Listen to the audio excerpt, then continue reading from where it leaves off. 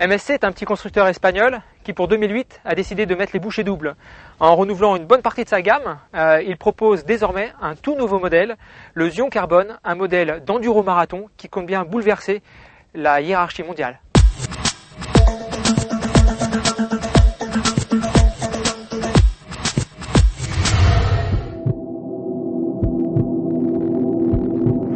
Voici la toute dernière arme du constructeur espagnol MSC en matière de VTT, d'enduro marathon. Son nom, le Zion Carbone. Le Zion Carbone est une version dérivée du Zion Alu que nous avons pu découvrir l'année dernière et que vous avez pu apprécier lors de nos essais vidéo.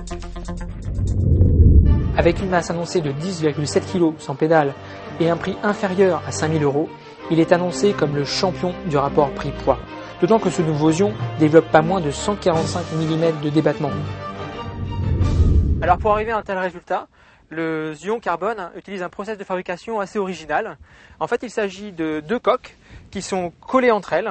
Et pour faire disparaître cette soudure, en fait, on utilise des feuilles de carbone que l'on vient d'appliquer par-dessus et qui vous donnent cet aspect uniforme. Alors, le triangle avant utilise ce concept. Pareil pour les haubans et les bases. C'est-à-dire que c'est autant de moules à produire.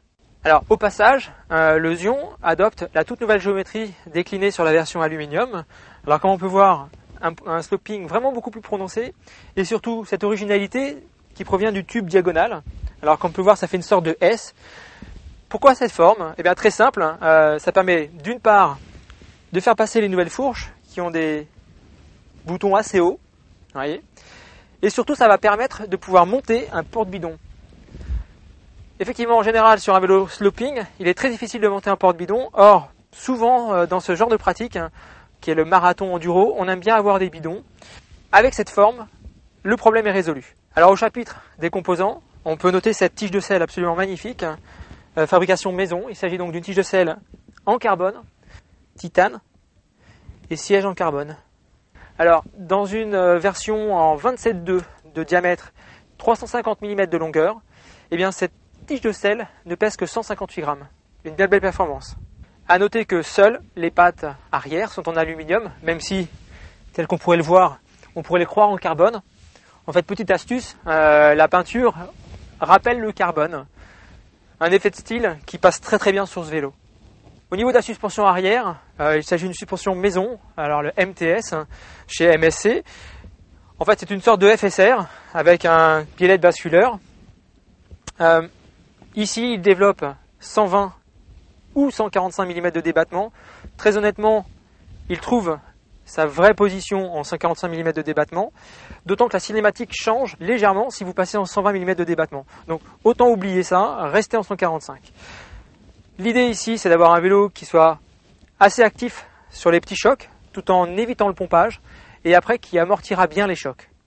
A noter que la géométrie est vraiment définie pour l'utilisation dans les circuits vallonnés, avec un angle de direction entre 68 et 69 degrés, et surtout un angle pour le pédalage qui oscille entre 71 et 72 degrés.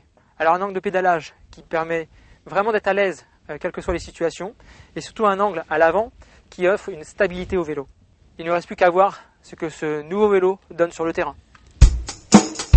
La première surprise de ce Zion Carbone est à mettre au compte de sa position de pilotage.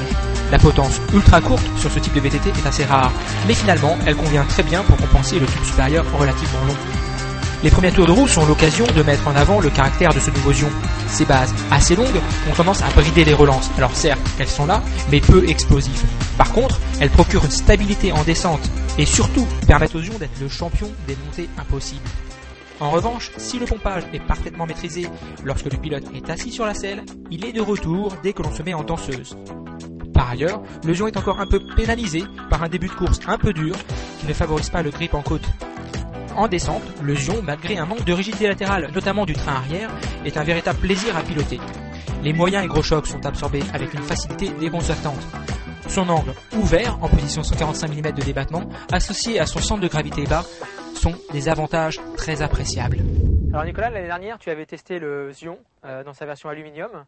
Tu avais trouvé que sa suspension était un peu bizarre, notamment sur les petits chocs et après sur les gros chocs. Aujourd'hui, tu as roulé avec ce nouveau Zion Carbone qui a cette nouvelle cinématique. Est-ce que tu as vu vraiment une différence? Donc oui, l'année dernière, j'avais trouvé que la suspension arrière du Zion, elle était assez dure sur les petits chocs. Elle s'enfonçait beaucoup en milieu de course et elle redevenait dure en fin de course. Donc là, j'ai pu tester le nouveau Zion en carbone et effectivement, la cinématique a pas mal changé. Bon, ça reste assez ferme sur les petits chocs, mais on a une compression ensuite qui devient beaucoup plus linéaire, ouais, et c'est un vélo qui travaille très bien sur les chocs moyens, de moyenne et grosse amplitude. Et du coup, on a du débattement et ça reste relativement nerveux.